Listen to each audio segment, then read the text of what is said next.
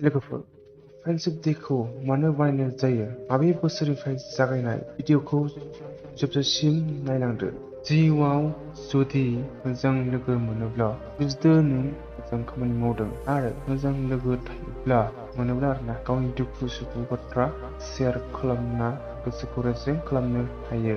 थिग बिदिनो लोगोनि गोसोखांथियाव अरायबो बोसोरनि आगस्तनि सिगां रबिबार सानाव इन्टारनेशनेल फ्रेन्डशिप डे बानायनाय जायो। फ्रेन्डशिप डे नि सुरुवात जादों 1935 नि आमेरिकानिफ्राय जागायदोंमोन। खोनानो मोननाय जायोदि आगस्तनि सिगां रबिबार सानाव सासे मानसिखौ खोनानो मोननाय बायदिब्ला आगस्तनि सिगां रबिबारखालि आमेरिका सरकारा सासे मानसिखौ बुथारनाय जादोंमोन। बेखौ मिथिना बे लोगोआबो दुखु दाहाजों गावबो जिउ फोजोबना लायो।